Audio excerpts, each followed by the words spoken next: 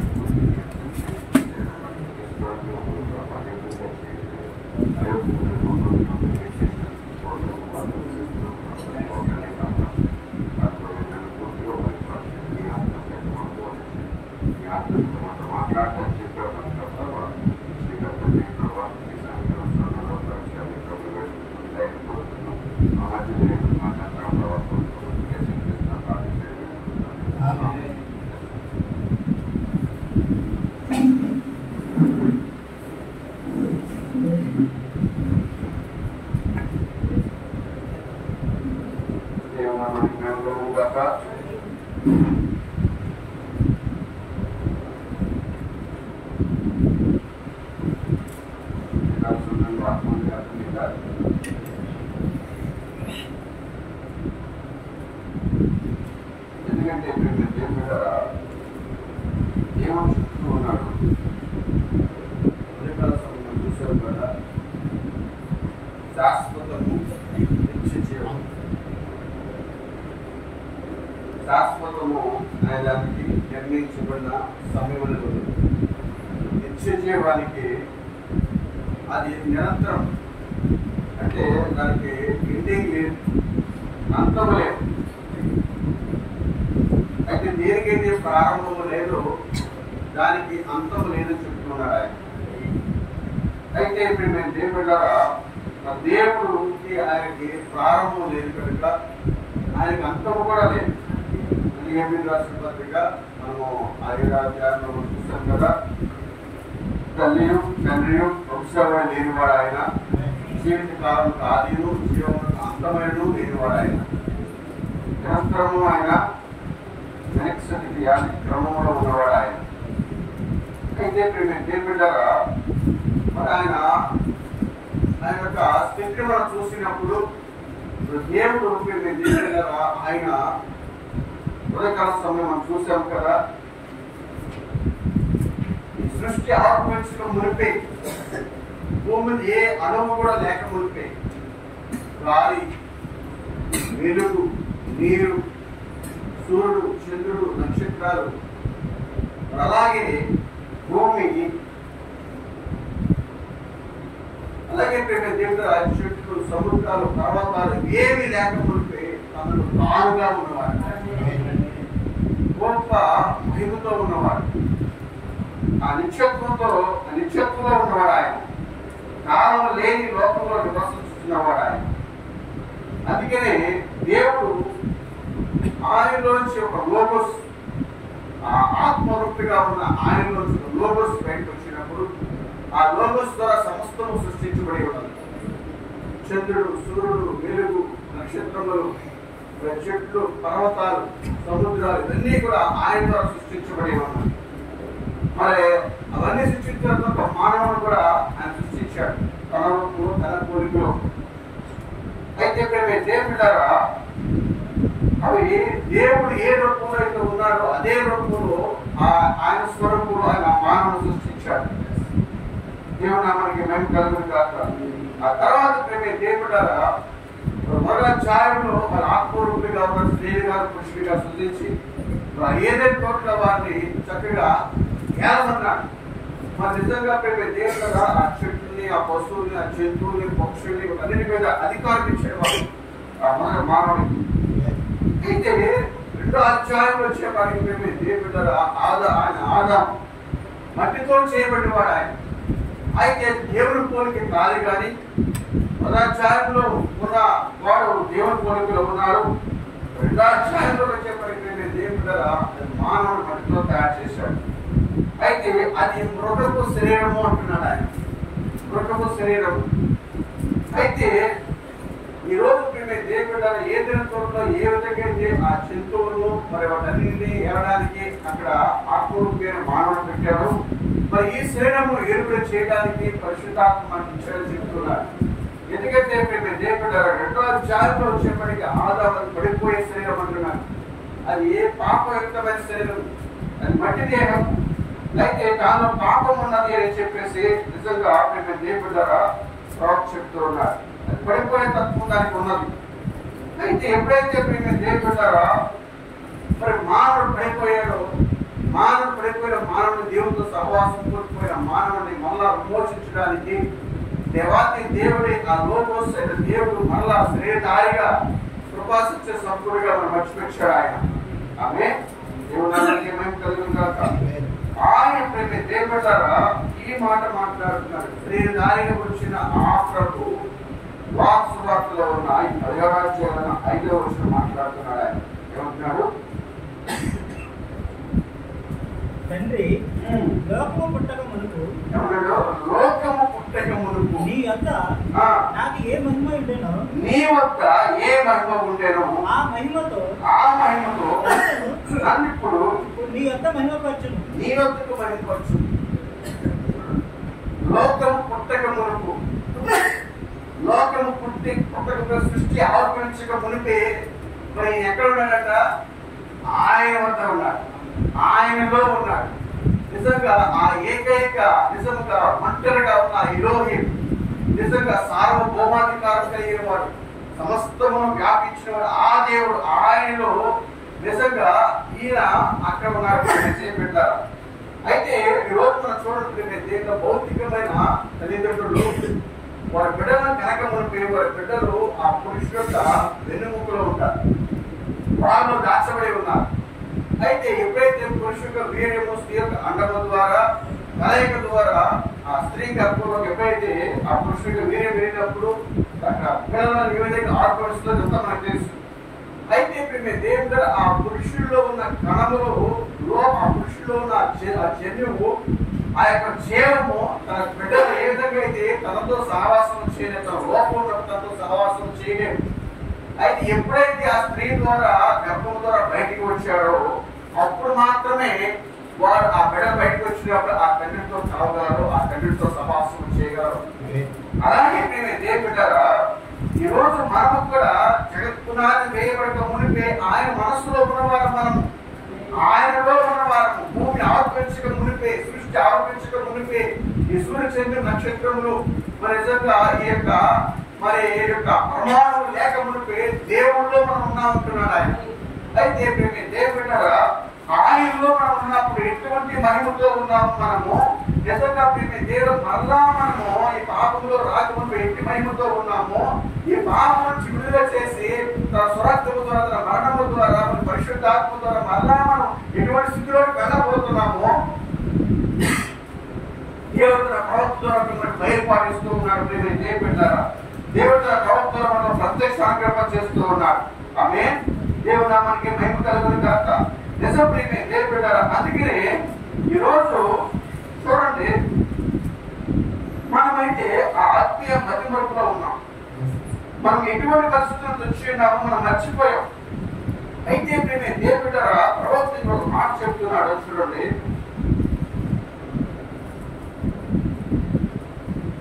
జంతువులకి ఎంత మాత్రము కూడా మనము జంతు స్వభావం కలిగిన వారమే. జంతువులు ఎలాంటి వారమో మనం అలాంటి వారమే అని చెప్పేసి ప్రవక్త చెప్తున్నాడు. మానవుడు జంతువు ఏంటండి అనవచ్చేమో, కానీ దేవుడి ద్వారా వాటికి మనకి మధ్య ఒక వ్యత్యాసం మాత్రమే ఉన్నది. ఎందుకంటే దేవుడి ద్వారా వాటికి నిజంగా అంతరాత్మ లేనట్టు వాటి, మనకైతే ఆత్మ ఉన్నది. నిజంగా ఆత్మ ఉన్నది, మనస్సాక్షి ఉన్నది కనుక మనము నిజంగా ప్రతి విషయంలో కూడా మనకి సిగ్గు మరి నిజంగా విడియము ఇవన్నీ కూడా మనకు తెలుస్తూ ఉంటాయి. అయితే జంతువుకి అదేమి లేదు, కానీ దానికి ఎంత మాత్రము కూడా ఆత్మ లేదు, కానీ దానికి ఇవేమీ తెలియవు. అవే దేవుడు మనకి మేము కలుగుగాక. ప్రవక్త నిజంగా చాలా తేడాగా చెబుతున్నట్టు దేవుడారా నిజముగా జంతువు ఆలోచించదు. చూడంటున్నాడు, మానవుడు గుర్తును కలుగుతూ ఉన్నాము, జంతువు ఆలోచించదు. అది కేవలం శబ్దం అనుసరించి విడుచు ఉండును, దానికి అంతరాత్మది లేదు. మనది కూడా ఒక రకమైన జంతువు జీవమే.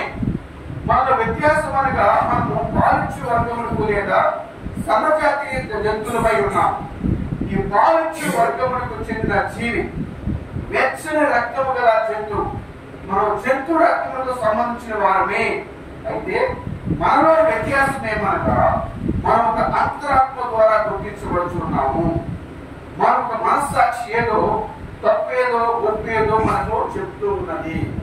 మరి జంతువు కలాగా తెలియపరిచేది ఏదైనా ఉన్నదా అంటే జంతువు ఏది తెలియపరచగలదు? తప్పు ఒప్పు మంచి చెడు ఏమి తెలియదు. అయితే మానవుడికి మాత్రమే. ఎందుకు అంటే మానవుడు కూడా జంతువు లాంటి వాడే చెప్తున్నాడు. నిజంగా బాబు చెప్తున్నారు కదా.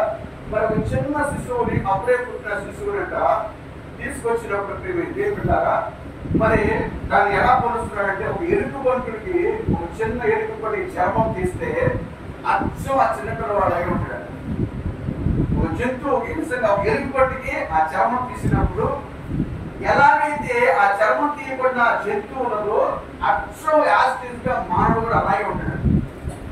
అందుకే ప్రవక్త ఏమంటే మనం జంతువులతో పోల్చబడిన చెప్తున్నాడు. ఏ జంతువులతో దేవుడు ఆ మానవుడు ఎలా ఉన్నాడంటే జంతు స్వభావం కలిగిన వాడు. అయితే దేవుడు అందుకే ఏ తోటలో మొట్టమొదటి ఆత్మస్వరూపిగా సృజించబడిన ఆ మనుషుల్ని ఆ జంతువుల మీద, ఆ పక్షుల మీద, ఆ యొక్క ప్రతి దాని మీద వాళ్ళు ఏమిగా పెట్టాడు, పరిపాలించమన్నాడు, నియంత్రించమన్నాడు. అందుకే ఈ రోజు మనకి దేవుడు ఆత్మ మనకి అవసరమై ఉన్నది. ఆత్మ లేకుండా ఈ రోజు మనము కూడా ఆత్మ లేని ప్రతి కూడా ప్రభుత్వంతో సమానమే. ఎందుకంటే మన రకరకాలుగా ఈ లోపల మనం చూస్తూ ఉన్నాము. మరి చిన్నపిల్లల సైతం కూడా మరి వృద్ధాప్య దశలో ఉన్న వారు కూడా వారికి కళ్ళకి నిజం దేవుడు ఆ చిన్న పిల్ల అనే ఆలోచన రాకుండా మన నిజంగా ఎంతో మంది అహంకారంగా పాటు చేసి చదువుతూ ఉన్నారు. ఎందుకంటే దేవుడు వారిలో మృగము స్వభావం ఉన్నది, వారిలో మృగము తత్వం ఉన్నది. నిజం దేవుడు. అందుకనే దేవుడు ఈ రోజు మనకి ఏమి ఇస్తున్నాడంటే ఆత్మ ఇస్తూ ఉన్నాడు. మరి ఆత్మ ఎలా వచ్చిందంటే ఆయన మరణించడం ద్వారా ఆ ఆత్మ కనిపించబడి ఉన్నది. ఈ రోజు ఆత్మ ఈ రోజు మనకి లేదు. నిజం దేవుడు మనం మంచి చెడు ఎరిగే ఆత్మ కాదని మనకి ఇచ్చింది. ఇప్పుడు నిజంగా మనకి ఇచ్చింది పరిశుద్ధ ఆత్మ ఉన్నది. ప్రతి మానవుల్లో మంచి చెడు ఆత్మ ఉన్నది. అది దేవుడి ఆత్మ కాదండి. అది దేవుడి నుంచే రావచ్చు కానీ అది దేవుడి ఆత్మ కాదు.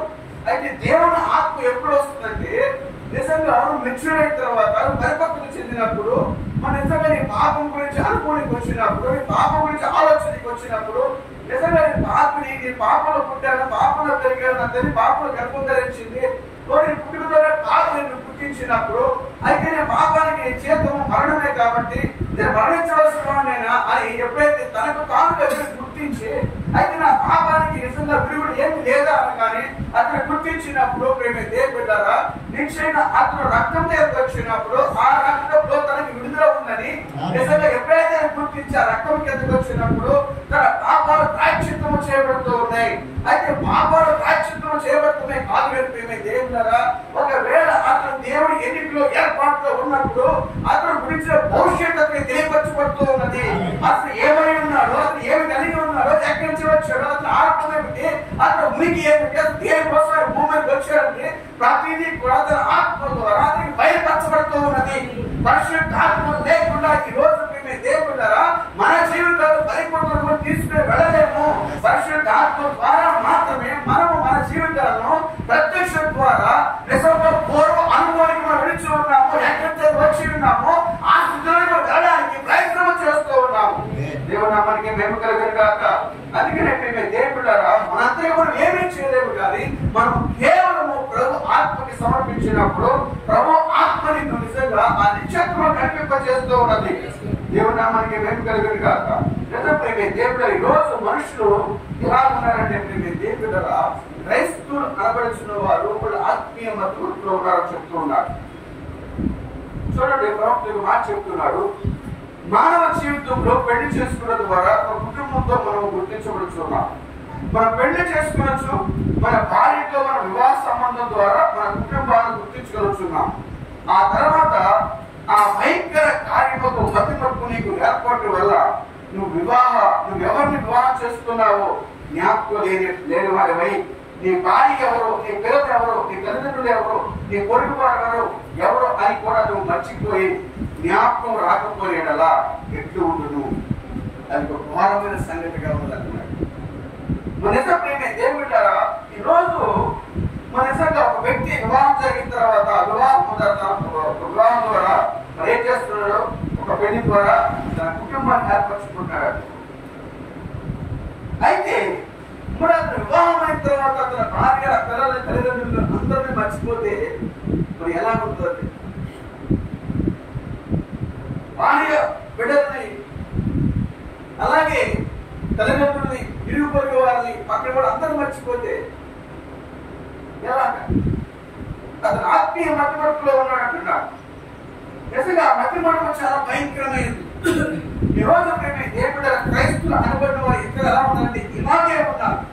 ఎందుకంటే వారు ప్రేమించగా వారు పూర్వ స్థితిలో ఉన్నప్పుడు, పాప స్థితిలో ఉన్నప్పుడు, పాప స్వభావాలు ఉన్నప్పుడు, మరి దేవుడు తన రక్షణ గురించిన మార్గం మనకి తెలియపరచబడినప్పుడు మరి నిజంగా వారు తన పాపాల నిమిత్తము పశ్చాత్తాపడి దేవుని సముఖంలోకి వచ్చి ప్రాధాయపడి మరి నిజంగా రక్షణ వాక్యము కలిగి ఉండొచ్చేమో, కానీ తర్వాత వారు ఒక స్థితిలోకి వచ్చినప్పుడంట దేవుని మర్చిపోతున్నారు. తర్వాత దేవుని మర్చిపోతున్నారు, దేవుడికి ఇచ్చిన వారి స్థానాన్ని మర్చిపోతున్నారు, దేవుడు వారికి ఏం చేసిన మర్చిపోతున్నారు. అలాగే మేము దేవుడారా మరి నిజంగా చూడండి ఏమంటున్నాడు.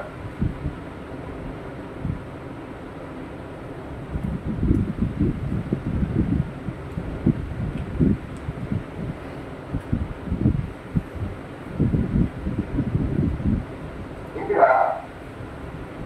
ఒక మాట చెప్తున్నాడు.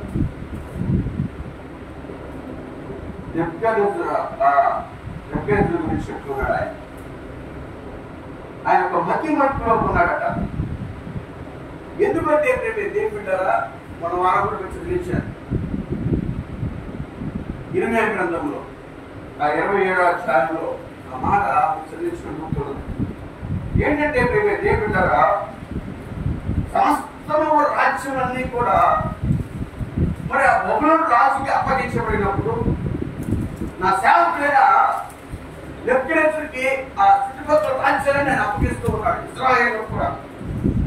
ఎందుకంటే దేవుడారా వారు ఎప్పుడైతే దేవుని విషయంలో పాపం చేశారో, మరి పాపం చేసినప్పుడు మరి దేవుడు ఆ బబులోను సామ్రాజ్యానికి ఆ చుట్టుపక్కల రాజ్యాన్ని అప్పగిస్తూ ఉన్నాడు. అయితే దేవుడారా మరి దేవుడు నిజంగా అంత గొప్పగా అతన్ని మరి కనపరిచినప్పుడు, అంత గొప్పగా అతన్ని మరి ఇది చేసినప్పుడు దేవుడారా అతను గర్వించినప్పుడు దేవుడారా అతను గర్వించినప్పుడు మరి దేవుడి ద్వారా నాకు ఎంత సంభవించింది, దేవుడి ద్వారా నాకు ఎన్ని కూడా ఆర్భవించింది, ఇంత గొప్ప ఘనత, ఇంత గొప్ప కీర్తి, ఇంత గొప్ప ధనము, వెండి, బంగారం ఇవన్నీ కూడా దేవుని ద్వారా నాకు ఇవ్వబడ్డాయి కదా అని ఆ స్థితిని మర్చిపోయాడట నెబుకద్నెజరు. మర్చిపోయినప్పుడు దేవుడారా ఎందుకంటే సమస్తము దేవుని స్వాధీనంలో ఉన్నాయి. ఆయన నిలబెట్టువాడు ఆయనే, పడగొట్టువాడు కూడా ఆయనే. నిజంగా ఎవరు నిలబెట్టాలన్నా ఆయన వల్లే అవుతుంది, ఎవరు పడగొట్టాలన్నా ఆయన వల్లే అవుతుంది. అయితే దేవుడు ఆజ్ఞ లేకుండా ఏ క్షేమం కూడా ఎవరిని కూడా కొట్టడం దేవుడారా దేవుని ఆజ్ఞ లేకుండా ఎవరు ఏమి కూడా చేయలేరు. అయితే దేవుడారా మనం ఏం చేయాలంటే దేవుడు మన పట్ల చేసిన కార్యం కృతజ్ఞతలు చెల్లించాలి. ఎప్పుడు మనం కృతజ్ఞులమై ఉండాలి. దేవుడిని నిజంగా ఎటువంటి స్థితిలో చెటువంటి స్థితిలో తీసుకొచ్చి ఉన్నాడు, ఆ స్థితిని మనం మర్చిపోకూడదు. నిజంగా నీ పూర్వ స్థితి ఎలా ఉన్నదో, అయితే నీ ప్రస్తుత స్థితి ఎలా ఉన్నదో, నీ పూర్వ స్థితిని ప్రస్తుత స్థితిని పరిశీలన చేసుకున్నప్పుడు నిజంగా నువ్వు దాన్ని హెచ్చించుకుంటున్నావా, గర్విస్తూ ఉన్నావా, అయితే పై కూడా తచ్చమని చెప్పి దేవుడు చెప్తూ ఉన్నాడు. అయితే ఏ మనుషులు కూడా దేవుడారా తన పాత స్థితిని మర్చిపోకూడదు, తన పూర్వ స్థితిని మర్చిపోకూడదు, తన పూర్వ స్థితిని తన పాత స్థితిని మర్చిపోయాడా దేవుడు నిజంగా వాళ్ళు ఏం చేస్తారంట, నిజంగా గర్జించే దేవుడై ఉన్నాడు. దేవుడు నామానికి మహిమ కలుగుగాక. అందుకే దేవుడారా నిజంగా బబులోను రాజుకి దేవుడు సమస్తం ఇచ్చినప్పటికీ కూడా అధికారాన్ని, నిజంగా రాజ్యమును, వెండిని, బంగారాన్ని, సమస్తాన్ని ఇచ్చినప్పుడు, కీర్తిని, పేరు ఇచ్చినప్పటికీ కూడా అతను దేవుడిని మర్చిపోయాడు. దేవుడారా దేవుడు చేసిన కార్యాన్ని మర్చిపోయాడు. అందుకే దేవుడు ఏం చేస్తున్నట్ట అతన్ని కిందకి పడగొట్టాడంట. అందుకే దానియేలు గ్రంథం 4వ అధ్యాయంలో ఉంటుంది ఆ మాటలన్నీ కూడా. నిజంగా రాజు ఎప్పుడైతే దర్శనం వచ్చిందో ఆ దర్శనం వచ్చినప్పుడు చుట్టుపక్కల ఉన్న నిజంగా అక్కడ అందరూ పిలుస్తున్నట్టు దేవుడు ఆ సభలో ఉన్న ఆ రాజ్యంలో ఉన్న అందరూ సోటిగా పిలుస్తున్నప్పుడు నాకు ఇలా కల వచ్చింది కానీ భావం చెప్పలే చెప్తున్నప్పుడు ఎవరో కూడా భావం చెప్పలేకపోతున్నారు. అయితే దేవుడు తన తండ్రి కాలంలో ఉన్న నిజంగా బెత్షెబా అనే నిజంగా అక్కడ దానియేలు ఉన్నాడు. దేవుడు దానియేలు ద్వారానే ఇది సాధ్యపడుతుందని తెలుసుకున్నప్పుడు దేవుడు నిజంగా దానియేలు పంపించినప్పుడు దానియేలు ఆ కళకి భావం చెప్పదలుచున్నాడు. అక్కడ ఆయన చదవండి ఒకసారి చూసినట్లయితే. నేను నా ఇంట విశ్రాంతి నా నగరమందు క్షేమమును కలవాడిన ఇంటి ఒక కళ కట్టింది. అది నాకు భయం కలగజేసింది. నేను నా పడక మీద పరుండి ఉండగా నా మనసులో పుట్టిన తలంపులు నన్ను కలత పెట్టింది.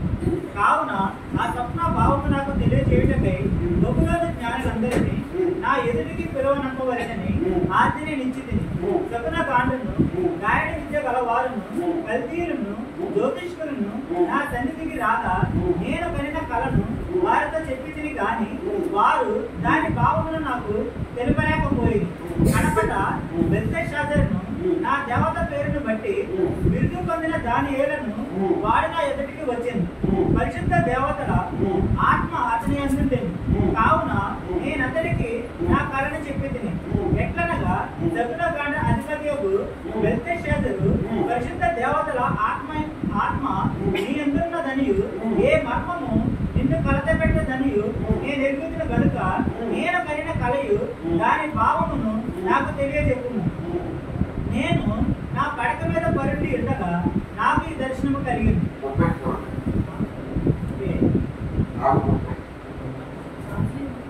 రాజు బబులోనును ఈ మహా విశాల పట్టణము నా బలాధికారమును నా ప్రభావ ఘనతను కనపరచుటకై నా రాజధాని నగరముగా నేను కట్టించినది కాదా అని తనలో తాను అనుకుని రాజులోట ఈ మాట ఉండగా ఆకాశము నుండి ఒక శబ్దము వచ్చింది. ఏదనగా రాజకు నెబుకద్నెజరు ఇదే నీకు ప్రకటన. ఈ రాజ్యము ఎదురుండి నీ యొద్ద నుండి తొలగిపోయింది.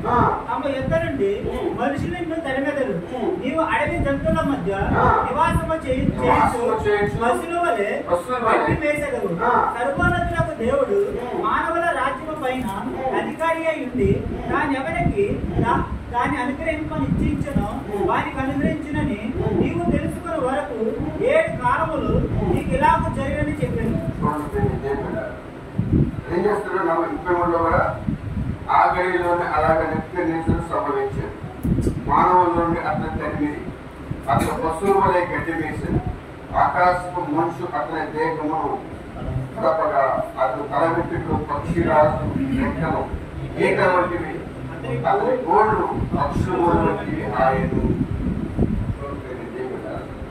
నిజంగా దేవుడు చేసిన దేవుడే తనకి సమస్తాన్ని అప్పగించినప్పటికీ కూడా అతను గర్వించి ఇదంతా కూడా నా ద్వారానే జరిగింది కదా, నా రాజధాని నగరం నేను కట్టించింది కాదా అని తనలో తను అనుకుంటూ ఉన్నాడు. నిజమే దేవుడు ఏ వ్యక్తి కూడా దేవుడు సహాయం లేకుండా ఏ వ్యక్తి కూడా నిలబడలేడు. ఏ వ్యక్తి కూడా ఏది కూడా సాధ్యపడదు. అయితే దేవుడు ప్రతిదీ దేవుడి కృపచేతనే మనకు అనుగ్రహించబడుతూ ఉన్నది. ప్రతిదీ దేవుడి చిత్త ప్రకారం జరిగిస్తూ ఉన్నాడు. అయితే దేవుడు మన ఎలా చేసిన కార్యమును కృతజ్ఞతతో చెల్లించాలి. ఎల్లప్పుడూ కూడా దేవుడు చేసిన మేలును మనం మర్చిపోకూడదు. ఎందుకంటే ఆయన సార్వభౌమాధికారం కలిగిన వాడు. నిజం ప్రేమే దేవుడు ఈ స్థితిలోంచి ఆ స్థితిలోకి రావడానికి దేవుడే కారణమని నమ్మినట్లయితే నిజంగా ఆయన ఎల్లవేళ కూడా కృతజ్ఞతలు చెల్లించాలి. ప్రతి విషయంలో కూడా మనం మానక దేవుని ఎలా కృతజ్ఞతలు చెల్లించాలని చెప్పి వాక్యం సెలవిస్తుంది. అయితే ప్రేమే దేవుడారా మరి నిజంగా ఎప్పుడైతే ఇతను ఈ కార్యం చేసి ఉన్నట్టు గర్వించి ఉన్నాడో వెంటనే ఏమైందంట, నెబుకద్నెజరు నిజంగా నీకు జరగవచ్చు. ఒకప్పుడు అతను తాను హెచ్చించుకున్నప్పుడు అతను తాను ఒక జంతువును అనుకున్నట్లుగా దేవుడు అతను మార్చివేశాడు. తల వెంటనే పక్షి ఏకం వలె పెరిగిపోయి అతని గోడు పక్షి గోడు వంటి వాయి మరియు అతని మృగపు హృదయం కలిగి ఉండేను. చూడండి బిడ్డ, ఎందుకంటే ఎప్పుడే కష్టమైన మనసు వస్తుందంటే బిడ్డ, మరొక వ్యక్తికి ఎప్పుడు కష్టమైన కష్టత్వాన్ని తీసుకొస్తాడు దేవుడు. ఎప్పుడైతే ఒక వ్యక్తిని మృగముగా మారుస్తాడంటే తన స్థితిని మర్చిపోయినప్పుడు, దేవుని ఆ హృదయంలోంచి తొలగిపోయినప్పుడు, గర్వించినప్పుడు, నిజంగా అహంకారము, గర్వము ఇవన్నీ కూడా దేవుణ్ణి అక్కడి నుంచి ద్రోసివేస్తుంటే దేవుని ఎంత మాత్రము కూడా మన హృదయాల్లో నివాసము చేయలేవు. అక్కడ దేవుడు నివాసం చేయలేడు. ఎందుకంటే అక్కడ లోకము, పాపము, గర్వము, అతిశయం ఉన్నప్పుడు అక్కడ దేవుడు నివాసము చేయలేడు. వెంటనే ఆ స్థానమును ఎవరు తీసుకుంటారంటే అపవాది తీసుకుంటూ ఉన్నారు. అపవాది తన స్థానం తీసుకొని నిజంగా అతనికి ఆ భ్రష్టత్వాన్ని తీసుకొస్తూ ఉన్నాడు. ఉదయకాలం మనం చూసాము కదా ఆ భ్రష్టత్వం అనేది. అలాగే దేవుడు ఇతను జంతువులాగా తలచుచూ ఉన్నాడు. అతను ఒక జంతువుని తలచుచూ ఉన్నాడు. ఇందువలన అతను జంతువుని ప్రవర్తించున్నాడు. ఎందుకంటే అతను ఒక మానవుని మర్చిపోయాడు. ఎందుకు దేవుడారా, దేవుని ఆత్మ లేనప్పుడు, దేవుని ఆత్మ అక్కడి నుంచి వెళ్ళిపోయినప్పుడు అతను మృగము వలె ప్రవర్తిస్తూ ఉంటాడు, అక్కడ జంతువు వలె ప్రవర్తిస్తూ ఉంటాడు.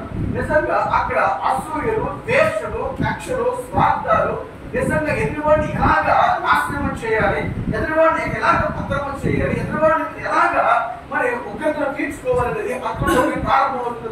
దేవుడా, అతను ఎవరంటే భ్రష్టత్వం కలిగిన వాడు, నిజంగా అపవాది చేత నింపబడిన వాడు, దేవుని చేత నింపబడిన వాడు. అయితే దేవుడు మంచితనము, ఓర్పు, సహనము, ప్రేమ, దైవత్వము ఇవన్నీ కలిగి ఉన్నప్పుడు దేవుడు ఇక్కడ కోపము, ద్వేషం, అసూలు, పగలు అక్కడ ఉండవు.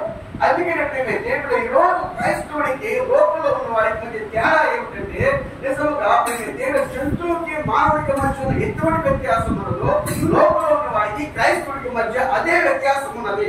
ఎందుకంటే దేవుడు క్రైస్తవుడిగా క్రీస్తుని కలిగిన వాడు, లోకంలో నిజంగా క్రీస్తుని కలిగి దేవుడు. ఎందుకంటే లోకం నన్ను ఎరగదు అని చెప్తున్నాడు. ఎందుకంటే లోకంలో ఉన్నాను కానీ లోకం నన్ను ఎరగదు అంటున్నాడు. ఎందుకంటే లోకాన్ని నన్ను ఎంత మాత్రం చూడదు అంటున్నాడు ఆయన. అయితే మీరు చూస్తారు అంటున్నాడు. అందుకని మీతోనే ఉంటా అంటున్నాడు ఆయన. దేవుడు మనకి మేము కలిగాక. అందుకనే దేవుడు చివరి కాలంలో నిజంగా దేవుడు ఆత్మ మనకి ఎంతో అవసరమై ఉన్నది. దేవుడు ఆత్మ చేతను నడిపించబడుతున్నప్పుడు నిజముగా దేవుడు అపవాది నిజముగా దేవుడు ఆత్మ ఎవరైతే నివాసము చేస్తుందో, దేవుడి కార్యం ఎక్కడైతే జరుగుతుందో అక్కడ దేవుడు అపవాది కూడా కాసుకొని ఉంటారు. ఎందుకంటే నిజముగా దేవుడు నివాసము చేస్తున్న స్థలాన్ని పాడు చేయాలని సతవిధాలుగా అపవాది ప్రయత్నం చేస్తూ ఉంటారు. అయితే మనం ఎంత మాత్రం వారికి అవకాశం ఇవ్వకుండా నిజంగా దేవుడు మనకిచ్చిన స్థానంలో నిలబడి నిజంగా ఓర్పుతో, సహనంతో ప్రభు కార్యక్రమం ఎదురు చూసినప్పుడు దేవుడు నిశ్చయంగా అపవాది ఓడించి నీకు చేయాలని చేసే దేవుడై ఉన్నాడు. ఎందుకంటే దేవుడు ఈ రోజు మనం అపవాదిని మనం ఓడించలేము, అపవాదితో మనం ఎంత మాత్రం గెలవలేము. అయితే మనం ఏం చేయాలంటే దేవుడుగా అతనితో యుద్ధం మనం చేయలేము కనుక మనం ఏం చేయాలంటే మనం కంటే బలవంతుని మనం అప్పగించినప్పుడు నిజంగా మనకంటే బలవంతులు ఎవరున్నారు దేవుడి లోకంలో అంటే మన దేవుడు మాత్రమే. అయితే దేవుడు ఆయన అపవాదితో పోరాడినప్పుడు అపవాదితో పోరాడి ఆ జయాన్ని తెచ్చి నీకు ఇస్తూ ఉన్నాడు. అయితే నీవేం చేస్తున్నావంటే నేను అపవాదిని జయించాలని చెప్తూ ఉన్నావు. అయితే జయించింది నీవు కాదు కానీ జయించింది ఆయన ఉన్నాడు. ఆయన జయాన్ని నీకు ఇస్తూ ఉన్నాడు. ఆయన చేయమైన నీ చేయమైనప్పుడు నిజంగా నీవు అపవాది ఓడించిన వాడు అవుతూ ఉన్నావు. దేవుడు నామానికి మహిమ కలుగును గాక. నిజమే దేవుడు ఈ రోజు మనం అపవాదిని జయించలేము, అపవాదం పోరాడలేము, అపవాదం ఓడించలేము. కానీ అయితే నీవు ఏంటి అంటే బలవంతుడు ఆశ్రయించాలి. నీకంటే నిజంగా లోపల ఉన్నవారికంటే బలవంతుడు ఎవరున్నారంటే ప్రభు మాత్రమే ఉన్నాడు. ఆయన ఆశ్రయించినప్పుడు నీ పక్షము నిలబడి ఆయన ఓడించి ఆ జయం తీసుకొచ్చి నీకు ఇస్తున్నాడు. దేవుడు నామానికి మేము కలిగింది కాక. చూడండి దేవుడు ఈరోజు ఉత్సవంలో ఉన్నారు. కానీ కూడా అబ్బాయి ఏం చేయాలంటే నాకు చాక్లెట్ కావాలని అడిగాడు. చాక్లెట్ కావాలంటే ఒక డైరీ మిల్క్ లేకపోతే ఏదో ఒకటి చాక్లెట్ ₹40 అనుకోండి. అయితే అక్కడ చాక్లెట్ తినాలనిపించింది బిడ్డకి. అయితే చాక్లెట్ కొనేసి నమ్మకం అతనికి లేదు, ఆ చిన్నపిల్లవాడు. అయితే ఆ చాక్లెట్ కొనే స్థితి చిన్నపిల్లవాడికి లేనప్పుడు ఆ పిల్లవాడు ఏం చేయాలంటే ఆ చాక్లెట్ కొనగలే స్థితి ఎవరికైతే ఉందో అది దగ్గర అతను దగ్గరికి ఆ చాక్లెట్ కొనగల స్థితి ఎవరికి ఉందంటే అతను తెలుసు ఒకే ఒక వ్యక్తి వాళ్ళ నాన్న. అయితే ఆ వ్యక్తి వాళ్ళ నాన్న దగ్గరికి వచ్చి, నాన్న నాకు చాక్లెట్ కావాలి నాన్న. అయితే నిజంగా నా ఫ్రెండ్స్ చెప్పాను నాన్న, నేను చాక్లెట్ తీసుకొస్తారా, నేను చాక్లెట్ కొనుక్కుంటారా చెప్పాను నాన్న. అయితే ఆ వ్యక్తి ఏం చేస్తున్నాడు, చాక్లెట్ అతను కొంటున్నది కానీ తన తండ్రికి చెప్తూ ఉన్నాడు. అయితే కుమారుడు మాట తండ్రి కాదనకుండా ఆ చాక్లెట్ తీసుకొచ్చి కుమారుడికి ఇచ్చినప్పుడు ఆ కుమారుడు ఏం చేస్తున్నాడు, తన ఫ్రెండ్స్ దగ్గరికి పోయి ఇదిగో నేను చాక్లెట్ కొనుక్కున్నాను రా అంటున్నాడు, ఇదిగో నేను చాక్లెట్ తీసుకున్నాను రా అంటున్నాడు. అయితే చాక్లెట్ ఎందుకే అతను పడలేదు కానీ పిల్లవాడు పడలేదు కానీ తన తండ్రికి కూడా ఇచ్చాడు. అయితే ఆ చాక్లెట్ ఆయన చెప్పుకున్నాడు, నేను కొన్నాను అని చెప్పుకుంటూ ఉన్నాడు. అలాగే దేవుడు ఈ రోజు కూడా ఏదైనా సరే నిజంగా మనం చేయించలేనప్పుడు, మనం గెలవలేనప్పుడు, మనం ప్రభుత్వం అప్పగించినప్పుడు నిజంగా దేవుడు మన జీవితంలోకి వచ్చి ఆయన గొప్ప కార్యం చేయలేదు. నిజంగా ప్రభు మన జీవితంలోకి వచ్చి ఆయన మనకి విజయాన్ని చేయలేవు ఉన్నారు. అందుకనే దేవుడు పాపాన్ని మనం జయించలేము కాబట్టి, లోకాన్ని మనం జయించలేము కాబట్టి, మరణాన్ని మనం జయించలేము కాబట్టి, వ్యాధులు మనం జయించలేము కాబట్టి, అపవాదాన్ని మనం జయించలేము కాబట్టి ఆయనే మన కొరకు శ్రేయదారిగా దిగి వచ్చాడు. నిజంగా ఆయన మన కొరకు శ్రేయదారిగా దిగి వచ్చి ఆ కలవలో ప్రతి దానికి సమస్తానికి వెలచలించాడు. ఆయన వెలచలించి దేవుడు దాన్ని జయించి ఇదిగో నా కుమారుడు జయించి ఉన్నారని చెప్పేసి ఆయన చెప్తూ ఉన్నాడు. ఆ జయాన్ని తీసుకొచ్చి ఈ రోజు మనందరికి ఇచ్చినప్పుడు దేవుడు మనం ఏం చేస్తున్నామంటే ఇదిగో అపవాదం చేయించాను, ఇదిగో లోకంలో చేయించాను, ఇదిగో పాపంలో చేయించాను, ఇదిగో మరణంలో చేయించాను, సమస్తమును చేయించారని చెప్పేసి ఆ జయ జీవితాన్ని మనం ఏం చేస్తున్నామంటే అందరికీ ప్రదర్శింప చేస్తూ ఉన్నాం. అయితే జయించింది మామ కాదు, మన ప్రభు అయి ఉన్నాడు. ఆ కలవలో ఆయన జయించాడు. అయితే మనం ఆయనకు అప్పగించినప్పుడు నిజంగా సమస్తము ఆయన చేయకపోతాడు. అందుకని దేవుడు కదా ఇక్కడ మాట చెప్తున్నాడు చూడండి.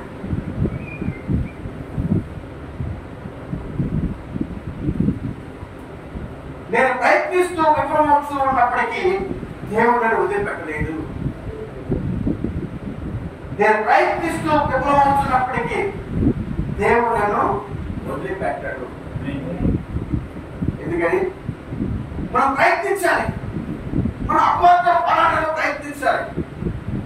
అయితే ఏం పెట్టారా ఆయన ఏమంటున్నాడు, ప్రయత్నించిన ప్రతిసారి కూడా మనం విఫలమవుతూనే ఉంటాం, జయించలేక మనం పడిపోతూనే ఉంటాం. అయితే ఏం పెట్టారా యెహోషువ మోషే గురించి చెప్తూ ఉన్నాడు. ఏమంటున్నాడంటే దేవుడు నేను మోషేకు తోడై ఉన్నట్టుగా నీకు తోడై ఉండును అని యెహోషువతో చెప్పినప్పుడట యెహోషువకు ఆ మాటలు గొప్ప ఆదరణగా ఉన్నాయి. నేను మోషేకు తోడై ఉన్నట్టుగా నీకు తోడై ఉంటాను అని చెప్పిన మాటట యెహోషువకు చాలా ఆదరణ ఇచ్చింది.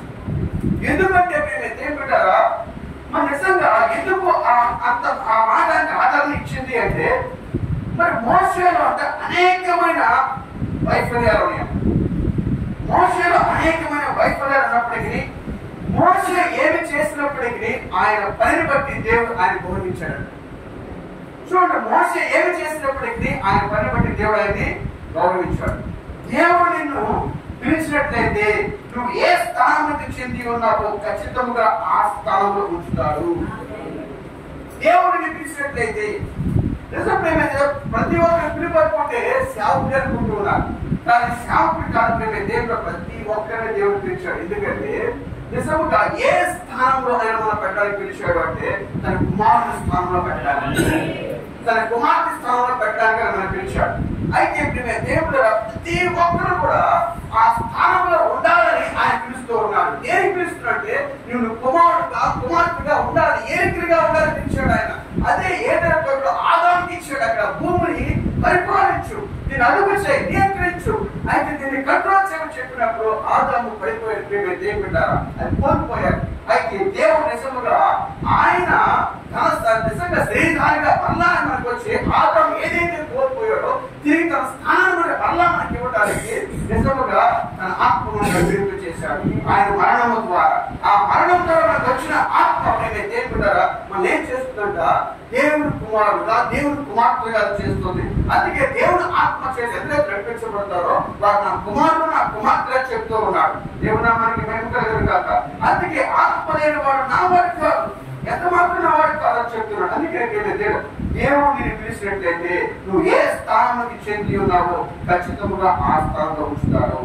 సాధారణంగా ఎవరైతే దేవుని వద్ద నుండి నిజంగా ప్రేమే దేవుడారా మనం అనుకుంటాము, మనం ఏదో చేసేయాలని ప్రయత్నం చేస్తూ ఉంటాం. ఏదో చేసేయాలని అనుకున్నంత వరకు కూడా దేవుడు మౌనంగా ఉంటాడు. మన సొంత ఆలోచనలు, మన సొంత ఉద్దేశాలు, మన సొంత చిత్త ప్రకారంగా చేయాలనుకున్న ప్రతిసారి కూడా మనం విఫలమవుతూనే ఉంటాం. అయితే దేవుడు అనుకున్న సమయంలో అనుకున్న కార్యంలో ఆయన పని జరిగించే దేవుడు అయి ఉన్నాడు.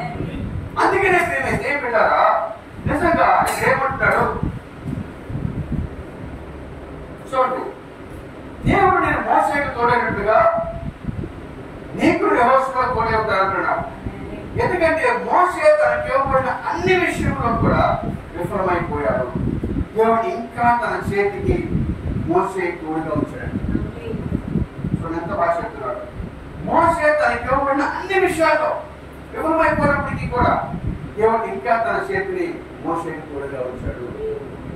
అందుకనే మేము దేవుడా ప్రవక్త ఆ మాట చెప్పగల కారణం ఏమిటంటే, యెహోషువ ఎందుకు ఆ మాట గల ఆదరణించింది అంటే, ఎన్నోసార్లు మోసే వైఫల్యం అవటము, అనేక విషయాలు తొట్టినబడటము యెహోషువ చూశాడు. మోసే యొక్క బలహీనతలన్నీ కూడా యెహోషువ తెలుసాడు. ఎక్కడెక్కడ మోసే పడిపోయి ఉన్నాడు అన్ని కూడా యెహోషువ తెలుసుకున్నాడు. కాబట్టి అయినా కానీ కూడా దేవుడు మోసేని విడిచిపెట్టలేదు. చూడండి, ఆ బండని పట్టమన్నప్పటికీ కూడా దేవుడారా అతను మాట్లాడమన్నప్పటికీ అతను కొట్టినప్పటికీ కూడా ఎంత మాత్రం కూడా వాగ్దానం చూస్తావా, వాగ్దానం ప్రవేశించమన్నాడు. అయితే నిజంగా మోసే వాగ్దాన మూలంగా ప్రవేశించాడని ప్రవక్త చెప్తూ ఉన్నారు.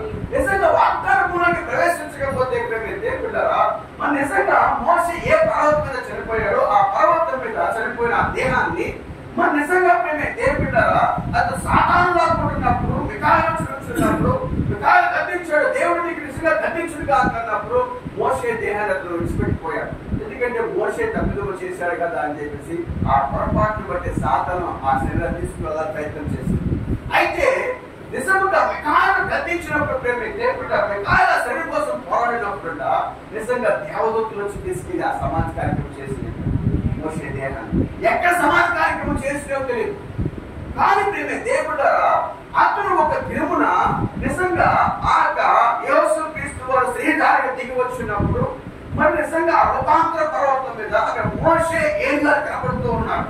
మరి నిజంగా దేవుడారా మరి నిజంగా మోసేతో మాట్లాడినట్లుగా నువ్వు ఆ వాగ్దానంలోకి వెళ్ళబోని చెప్పినట్లయితే ఎంత మాత్రము కూడా ప్రవేశించుండేవాడు కాదు. అయితే దేవుడు ప్రపంచేత మోసేకి నిజంగా అంత గొప్ప పరిచయం చేస్తున్నాడు. కాబట్టి తన వైఫల్యాలన్నింటినీ దేవుడు నిజంగా కొట్టివేసినట్టు ఎంత మాత్రం కూడా పట్టించుకో. ఎందుకంటే మోసే ఎన్నికలో ఉన్నవాడు, మోసే ఏర్పాటులో ఉన్నవాడు, మోసే అభిషేకం కలిగిన వాడు, మోసే యొక్క ప్రవక్త, మోసే యొక్క పిలవబడిన వాడు, మోసకి ఏర్పాటులో ఉన్నవాడు కనుక ఏర్పాటులో ఉన్నవారు ఎంత మాత్రం కూడా దేవుడారా ఏ బలహీనతలు అతను నివారణ చేయలేరు.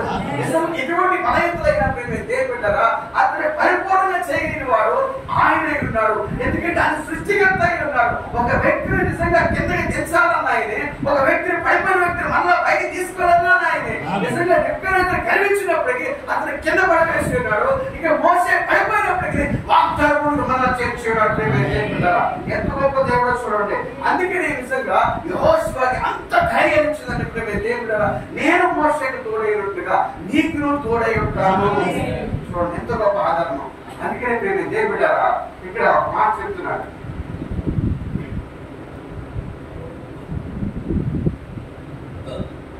ఒక కంపెనీలో ఒక పరిచయకు ఒక మనుషుడు ఒప్పందం కుదుర్చుకున్నాడట. ఒక కంపెనీలో ఒక పరిచయుడు ఒక మనిషి ఒప్పందం కుదుర్చుకున్నప్పుడు అతను సంతకం వచ్చే సమయంలో చేతి వ్రాత చెరిపడి ఎరేజరు ఆ పెన్సిల్కి చివర లేదంట. పెన్నుకి చివరి రబ్బరం పెన్సిల్ చివర. అయితే ఆ మేనేజర్ ఏం చేశాక ఒప్పందం మీరు సంతకం పెట్టండి, మీరు అగ్రిమెంట్ మీరు ఒప్పందం పిలుచుకున్నారు కాబట్టి సంతకం పెట్టని చెప్పేసి అప్పుడు అతను జేబు నుంచి పెన్సిల్ తీసాడు. తీసి అతను సంతకం చేయబోతుంటే ఆ మేనేజర్ అడిగాడట. అతనప్పుడు ఈ మేనేజర్ అయ్యా నీ చేతికి ఎరేజర్ లేదంటే, నీ పెన్సిల్కి ఎరేజర్ లేదంటే నేను తప్పు రాయను అన్నాడు. నేను తప్పు చేయను, నేను తప్పు చేయను అన్నప్పుడు అతను అన్నాడు, ఈ ఉద్యోగానికి నీవు అర్హుడు కాదు అన్నాడు. ఆ పెన్సిల్కి ఎరేసర్ లేనప్పుడు నేను తప్పు చేయను కనుక నేను చెప్పవలసిన పని లేదు అనే ఉద్దేశంతో ఉన్నాడు. అయితే అతను అంటున్నాడు, అయితే ఈ ఉద్యోగానికి అర్హుడు కాదు అన్నాడు. ఎందుకంటే మేము దేవుడారా నిజముగా ఆయన అంటున్నాడు, ప్రవక్త మేము దేవుడారా ఆయన నేను పొరపాటు చేయను అప్పుడు ఆ పనికి నిన్ను ఉపయోగించుకోలేను అన్నాడు. ఎందుకంటే నువ్వు పొరపాటు చేస్తే, నువ్వు పొరపాటు చేయకపోతే ఏ పనికి పనికి రావాలి. నువ్వు పొరపాటు చేయకపోతే ఏ పనికి పనికి రావాలి. ఎందుకంటే నువ్వు ఏ పని చేయాలో అది నువ్వు ఏ పని చేయలేవు, అది నిజం. దేవుడు నువ్వు చేసే పొరపాటుకు నిన్ను బాధ్యుడిగా చేయడు. దేవుడు నిన్ను ఉద్దేశపూర్వకంగా చేసిన పాపానికి నిన్ను బాధ్యునిగా చేస్తాడు. అర్థమవుతుందా? తప్పిదాలు వేరు, పొరపాట్లు వేరు. పొరపాట్లు ఏంటి, తప్పిదాలు ఏంటి?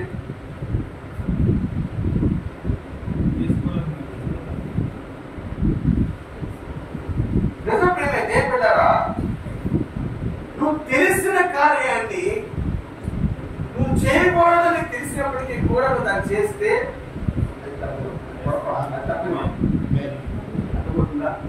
ఏ కార్యం నువ్వు చేయకూడదని నీకు దేవుడు బయలుపరిచి ఉన్నాడో ఆ కార్యం నువ్వు చేస్తే అయితే నీకు తెలియక అది చేస్తే పొరపాటు తెలియక చేస్తే ఆమె దేవుడు నామానికి మేము కలుగుతాక.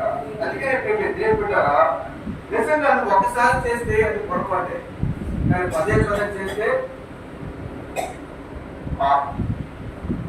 పాపాన్ని దేవుడారా నువ్వు ఒకసారి చేయి పొరపాటు దేవుడు చూపిస్తాడు. మరి అదే రెండోసారి జరిగితే ఆ పాపము అదే పదే చేస్తే అలవాటు అయిపోయింది. ఒకసారి చేస్తావు, క్షమించమన్నాడు దేవుడిని. పొరపాటు చేసినప్పుడు క్షమిస్తాడు. అదే చేసిన పొరపాటు పదే చేస్తే పాపం అవుతుంది. ఆ పాపం నీకు అలవాటుగా మారిపోతుంది.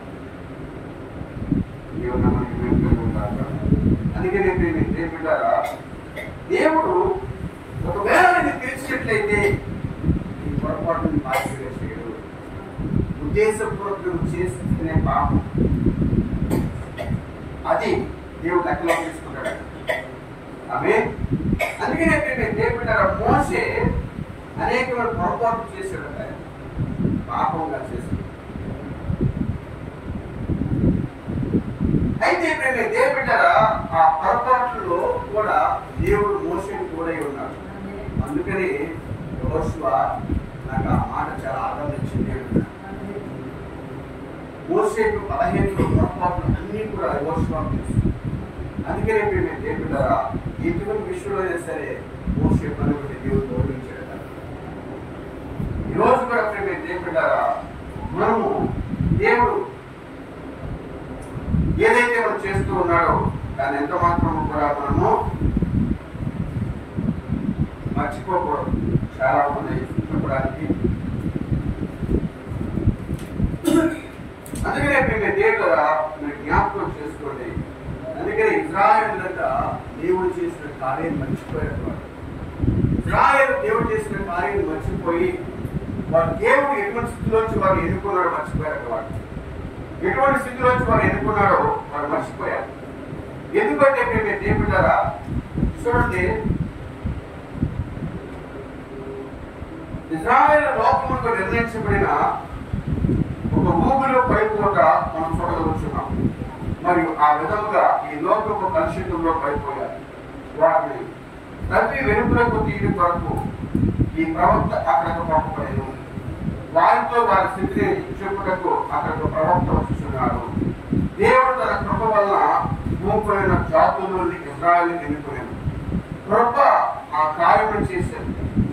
ఫలవంతమైన భూములను ఆయన వారికి దయచేశారు. వారు నిర్మించే భవనాలను ఆయన వారికి దయచేశారు. దేవుడు వారిని ఎన్నుకొని దాన్ని చేశారు. వారు కొనని పొలములను ఆయన వారికి ఇచ్చారు. వారి నాటని ఆహారం ఆయన వారికి ఇచ్చాను, వారి త్రవ్వని పావులను ఆయన వారికి ఇచ్చాను, వారు జయించలేని విజయములు ఆయన వారికి ఇచ్చాను, వారి అర్హతలు కానప్పటికీ ఆయన వారికి కృప చూపారు. ఇజ్రాయేలు తన ప్రజలకు ఆయన కృప ద్వారా దేవుడు దాన్ని చేశారు. ఇజ్రాయేలు ఆయన ఎన్నుకుని వారు, ఆయన ప్రేమించిన వారై ఉన్నారు. అయితే వారు దేవుడి నుంచి వైదొలిగిపోయారు. దేవుడు ఏ కార్యం అయితే చేశారో అవన్నీ వారు మర్చిపోయారు. నిజం ప్రేమే దేవుడారా, అబ్రాహాము పిలిచినప్పుడు అబ్రాహాము ధన్యుడు. అయితే ప్రేమే దేవుడారా, అబ్రాహాము వాగ్దానం చేశాడు కేవలం కృపను బట్టే. ఏ వాగ్దానం మీద అబ్రాహాము చేశాడో ఆ వాగ్దానాన్ని చేత ఇశ్రాయేలు ప్రజలకు అన్ని ఇచ్చాడంట దేవుడు. మరి తమది కాని దేశంలో వారు చెరగొడిపోతారు, అక్కడ బలమైన అస్త్రం ద్వారా వారు తెప్పించి పాలతీని ప్రవచన దేశంలో తీసుకుపోతాను అని చెప్పినప్పుడు ప్రేమ దేవుడారా, మరి దేవుడు కేవలం అబ్రాహాము వాగ్దానం చేసిన దాన్ని బట్టే మరి నిజంగా దేవుడు ఇశ్రాయేలుకి అంత గొప్ప దీవెన అనుగ్రహం చేశాడు ఆయన. మరి నిజంగా పాలతీని ప్రవచన దేశం ప్రేమ దేవుడారా, వారు నాటని అక్కడ ద్రాక్ష తీగలు ఉన్నాయి. అయితే ప్రేమ దేవుడారా, వారి కట్టని భవనాలు ఉన్నాయి. మరి నిజంగా వారు జయించిన విజయాలు ఎన్నో వారికి ఇచ్చాడట. అయినప్పటికీ ఇశ్రాయేలు ఏం చేశారట, దేవునికి వ్యతిరేకంగా మారి ఉన్నారు. అందుకని ఎస్కేల్ 16వ అధ్యాయంలో మన నిజంగా ఆ మాట చెప్తాడు. ఏంటంటే దేవుడారా, ఆ మాట బైబిల్లో ఆయన చెప్పాడు, పొలంలో ఒక చెరని తన రక్తంలో పడి ఉండగా ఆయన ఆమె కనుగొని కైకి శుభ్రపరిచి సేవ సంచయం చేశాను. అయితే ఆమె తన కృపలన్నిటినీ ఆయన దయచేసిన తర్వాత ఆమె ధనవంతురాలై అప్పుడు ఆమె మధ్యమర్పు పొందిందని, ఆశీర్వాదాలు అన్ని ఎక్కడి వచ్చినాయో దాన్ని మర్చిపోయింది. ఎస్కేల్ గ్రంథం 16వ అధ్యాయం ఇంటికి చదువుకోండి. అంతా కూడా నిజంగా దేవుడు ఆ ఇశ్రాయేలుకి ఏమి చేశాడో అన్ని ఎస్కేల్ చెప్తూ ఉన్నాడు. నిజంగా రక్తముడలో పడి ఉన్న ఆమెని తెచ్చి ఎవరు పట్టించుకోకపోతే ఆయన కడిగి శుభ్రపరిచి స్నానం చేసి వస్త్రాలు తొడిగి తిరిగి రద్దు చేసిన తర్వాత ఆమె వేసిలా తయారైంది చెప్తూ ఉన్నాడు. అలాగే మేము దేవుడారా, ఎప్పుడైతే మేము దేవుడి నుంచి మనం దూరమవుతామో, దేవుని నిజముగా మన అతిశయము, మన అహంకారము, మన గర్వము, మన ద్వేషాలు, పనులు, కోపతాపాలు ఎప్పుడైతే మనలో ప్రవేశిస్తాయో దేవుని కార్యాన్ని మనం ఎంత మాత్రం కూడా గుర్తించలేము. దేవుడు పూర్వస్థితిలో మన పట్ల చేసిన కార్యాన్ని మనం ఎంత మాత్రం మర్చిపోకూడదు. ఏ స్థితిలో అయినా సరే మనం మర్చిపోకూడదు. ఎప్పటికైనా మనం మర్చిపోకూడదు. దేవుడారా, దేవుడు చేసిన కార్యాన్ని మనం మర్చిపోక ఎల్లవేళ దేవుని కృతజ్ఞతలు చెల్లించవలసిన వారు ఉన్నాం. అప్పుడు దేవుడిని దేవుడికి హెచ్చిస్తూ హెచ్చిస్తూ హెచ్చిస్తూ నేను గణపరుస్తూ ఆయన ఇంకా నీ జీవితంలో నేర్చుకుంటూ ఉంటాడు ఆయన. ఎందుకంటే ప్రతి విషయంలో కూడా దేవుడు నా పట్ల ఈ కార్యం చేశాడు, ఆ కార్యం చేశాడు. ఆయన కృప బట్టి నేను బ్రతుకుతున్నాను, ఆయన దయబట్టి నేను బ్రతుకుతున్నాను, ఆయన కృప ద్వారా నేను ఇంతవరకు జీవితంగా ఉన్నాను. ప్రతి విషయంలో కూడా ఆయన చేసిన పేరును దేవుని సముఖంలో ప్రార్థనాపూర్వకంగా కృతజ్ఞతలు చెల్లించాలంటే. కానీ దీన్ని దేవుడు మనమే చేస్తున్నాం. దేవుడు మన పట్ల చేసిన కార్యాలను మర్చిపోయి కృతజ్ఞతలు చెల్లించక, ప్రార్థనా జీవితం లేక, భక్తి జీవితం లేక, వాక్య జ్ఞానం లేక దేవుని విడిచి నిజంగా అన్ని వలే దేవుడు లోకస్తుల వలే మనం తీసుకు ఉన్నామంట. కానీ పేరుకు క్రైస్తవులుగానే ఉన్నాం, కానీ దేవుడు నా పట్ల చేసిన కార్యాలను మర్చిపోతున్నాము. కానీ దేవుడు ఎంత మాత్రమో సహించే దేవుడు కాదు ఆయన. ఎవరిని కూడా ఆయన సహించుకుంటే దేవుడారా, వాక్యం రెండంచెల వాడిని కంటూ బోధించే వాడిని వినేవాడిని ఇద్దరిని ఖండిస్తుంది. అయితే ఎవరిని ఆయన సహించేవాడు కాదు ఆయన, ఎవరిని విడిచిపెట్టేవాడు కాదు ఆయన. దేవుడు తన మనసును మార్చుకునేవాడు కాదు. దేవుడు కృపచేత ఆయన చేసిన ప్రతి కార్యాన్ని నిజముగా మనము వేరొక మనం మర్చిపోయి వేరే స్థితిలోకి వెళ్ళినప్పుడు దేవుడు తన శాపాలను కూడా జ్ఞాపకం చేసుకుంటాడు, తన ఆశీర్వాదాలు శాపాలను కూడా జ్ఞాపకం చేసుకుంటాడు. దేవుడు కదా ఎలావేళ మన దేవుడికి చెల్లించాలి. దేవుడు మన పట్ల చేసిన గొప్ప కార్యాన్ని మనం మర్చిపోకూడదు. అందుకని ప్రవక్త బైబిల్ ఏమంటే చిన్న స్త్రీలు ఏమిస్తే నిజంగా ఎంతో జ్ఞాపకం చేసుకుంటారు. అలాగే దేవుడు మన పట్ల ఎన్నో గొప్ప కార్యాలు చేసినప్పుడు మనము ఆయన కృతజ్ఞతలు చెల్లించాలి. ఆయన ఎప్పుడు కూడా రుణపై ఉండాలి. మనము ప్రతి విషయంలో దేవునికి ప్రార్థనాపూర్వకంగా దేవుడి సముఖంలో నువ్వు చేయవలసిన పని ఏమి ఆయన ఏం కోరుకోలేదు, కానీ నిజంగా ఆయన సముఖంలోకి వచ్చి చేసే ప్రార్థన చేసే విజ్ఞాపనాన్ని చేశారు. నిజంగా ఆ విన్నపము దేవుడు ఎంతగానో జ్ఞాపకొస్తుంది, మైంపరుస్తుంది. నిజంగా ఆయన జీవితం ఎప్పుడు కూడా మైం పొందాలని కోరుకుంటూ ఉంటారు. మా సమయం మన దేశంలో పడ్డాం సర్వీసులో శరీరము ఆయన రక్తము తీసుకుంటున్నప్పుడు నిజముగా శరీరము ఆయన రక్తము దేవుడు మనకి కృపచేతను పెంపు చేసి ఆయన నిజంగా పాపంలో, లోకంలో, శాపంలో నిజంగా అమీలుగా ఉన్న మనల్ని నిజంగా ఎంతో గొప్ప వాక్యాలను